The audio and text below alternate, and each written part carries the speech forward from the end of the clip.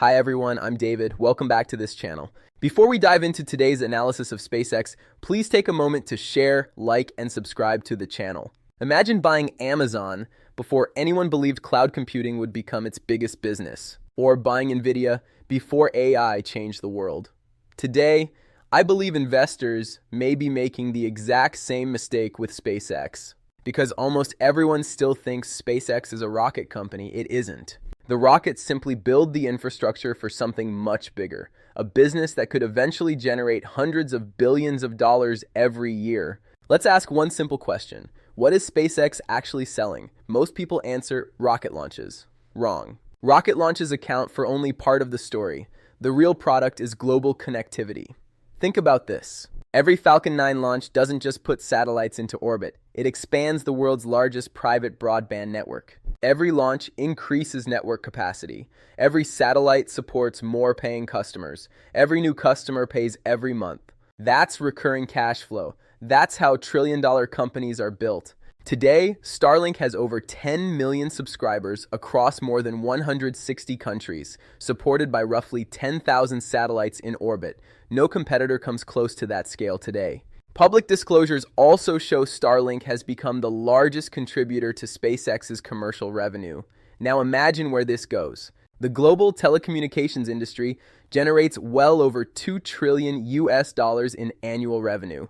SpaceX doesn't need to replace telecom companies. It only needs to capture a few % of that market. Suppose Starlink eventually reaches 50 million subscribers. At an average revenue of roughly $80 to $100 per month, that would imply around $48 to $60 billion in annual revenue before meaningful enterprise expansion. Double that to 100 million subscribers, and annual revenue could approach $100 billion, assuming similar pricing.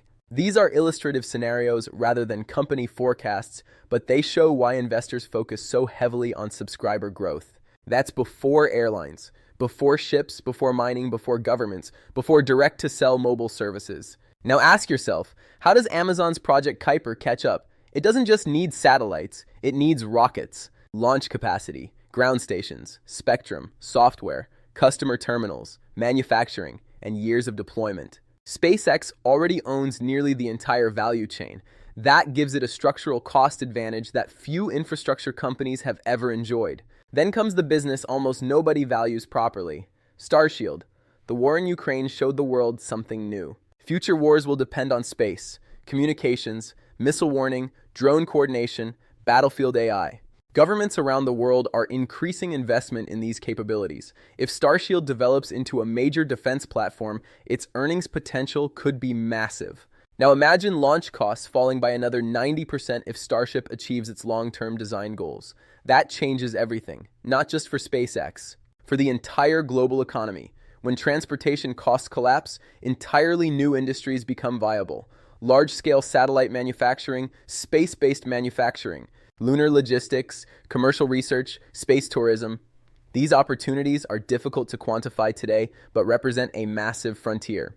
Now let me ask you something. What happens if one day Tesla and SpaceX become one company? Tesla owns one of the world's largest AI computing platforms. It builds autonomous driving software, humanoid robots, battery systems, energy storage. SpaceX owns the world's largest commercial satellite network, the world's most active launch provider, a rapidly expanding government and defense business. Together, they could form a broader technology ecosystem where these technologies increasingly reinforce each other, creating unprecedented value.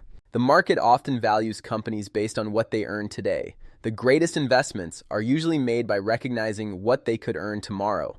Amazon wasn't priced for AWS, Nvidia wasn't priced for AI, Apple wasn't priced for the App Store. The question isn't whether SpaceX is expensive.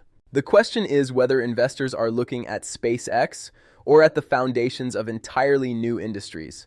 Thanks for watching.